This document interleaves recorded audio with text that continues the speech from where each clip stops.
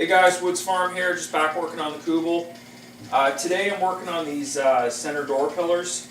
I'm going to fabricate the bar that connects the two, and also I noticed that there's an issue with the height of these, so I'm going to have to shorten them just a bit, which isn't too difficult. There's a picture of what we're going to be working on today, this bar here. So I have some 1-inch bar. I'm going to I got to bend it on both ends to create this elbow, and then it gets welded on. And I also noticed that this center door pillar is actually about 1 inch, maybe 1.25 inches lower than the doors. So right now I have it set so it's like at the top. Now I could probably just leave it. It's not going to interfere with anything, but I'm looking at the way that the seat is. You see there's the seat back. I kind of want to get this as low as I can. I'm looking at it and I'm like, even 2 inches would be better. Give you a little more clearance. But so if I leave it at the height that it is and I just weld the bar kind of lower, there's just going to be this 1 inch kind of thing sticking up here, and I think it'll look kind of weird. So I'm just going to go back and cut them off at the correct height. Not a big deal. And also working on getting this bar bent into the right shape and welded in place. So here's one end of the bar. I've already got it bent into the kind of shape that I want, and I do this by just cutting a series of notches and cutting out the notch and then bending it together, and then I'm going to weld it on the inside. When you grind it down, you can barely notice. So this is the technique I used to do the kind of bar that goes along the dash. It worked pretty good. If you had a tube bender, you know, you could do it that way. You might be able to heat it up somehow, but I find that this works pretty good. So here's where it gets tricky. It's easy enough to do the other side, but I have to have this bar at precisely the right length. So this bend on this side needs to be in the right position. So what I did is I just took a piece of 1/2-inch flat stock and I bent it to the same angle as the other side. And I'm going to use this as a template. So based on this, I have a pretty good idea where I need to make my cuts, and I will be able to then bend the plate in place and use this as a template to make sure it's the right angle.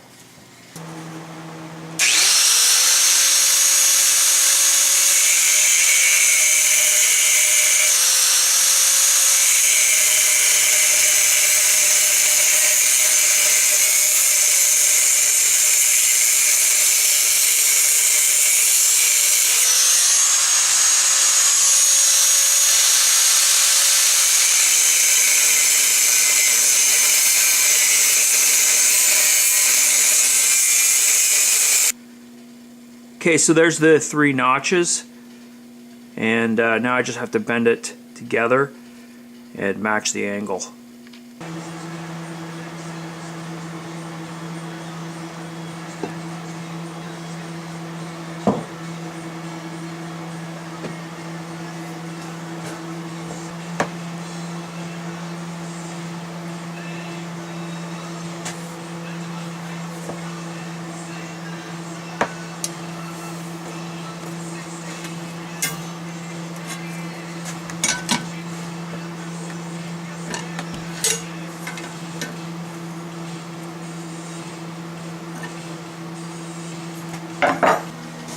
So I got the other side welded. I'm just going to work on this side now. Something to be aware of. When I notched it out right, it's not perfect. It's bent right where it needs to be. But as I weld in here, it's going to have a tendency to want to draw it closer together, and it's going to bring that angle in. So I'm just going to start with a couple little tacks, and I'm going to check, and then a couple more tacks, and then check, and just make sure it doesn't draw in too much before I actually weld it. I think the other side came in just a hair,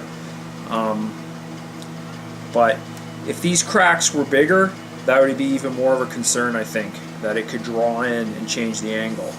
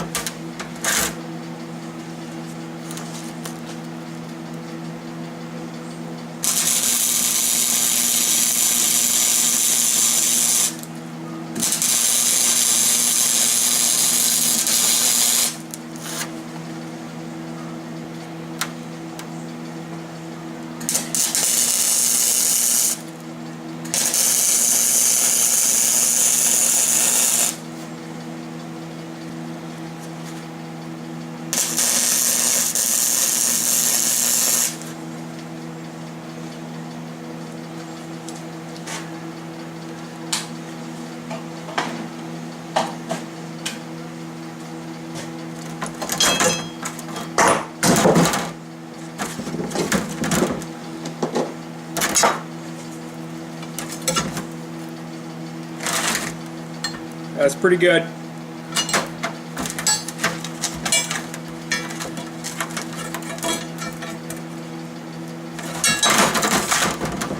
Okay, so working on this railing, I just notched out in the end here so it'll fit a little tighter on that center door pillar. Okay, that's it, fit up with the center door pillar. You see how the notch works, it just kind of brings it a little closer, make it a little easier to weld.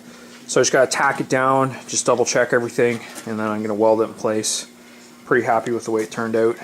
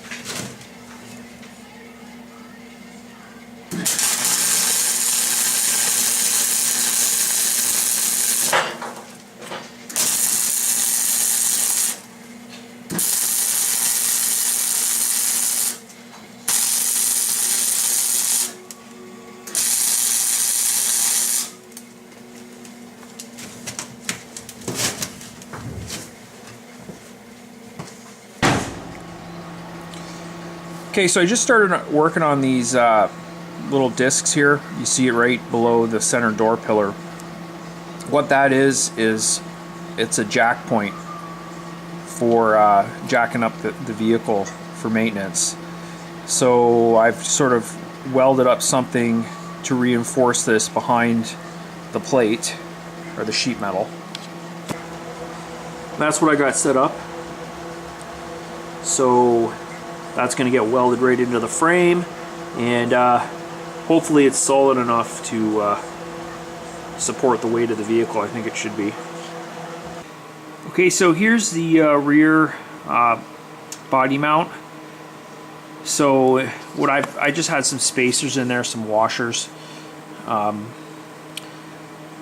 before I proceed with starting to fabricate the rear end, I want to make sure this is at the right height, and so I'm just cutting some spacers to go in there. This is what I'm using for my spacers, just some rubber. It's kind of like a real dense rubber. I had a sheet of it, and I just cut a bunch of discs, and that's going to serve as my kind of spacer for that rear body mount. Okay, so for the purpose of building the back end and making the framework, I just realized it's probably easier if I level the chassis. So I've got the back end on jack stands, and I'm just using these two scissor jacks to level it.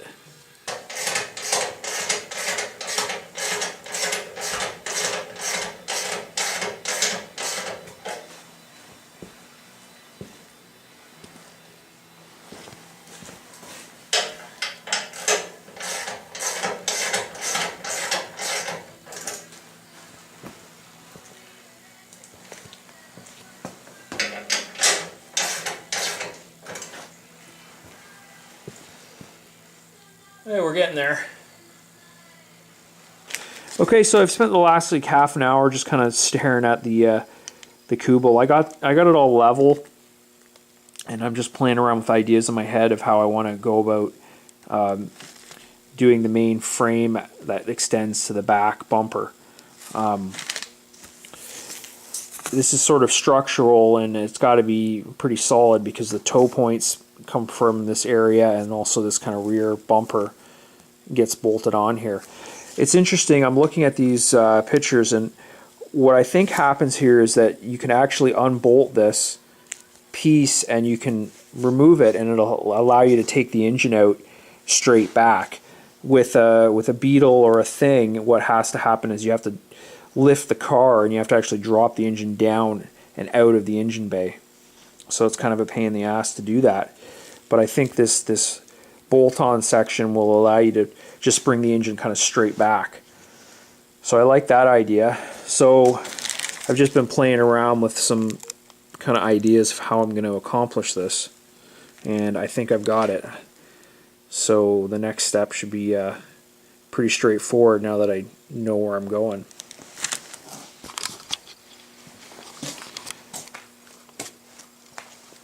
I got a good idea how this is going to get welded in and attached, and now that I've figured out how I'm going to do this rear, this will be the next thing that I do in the next video.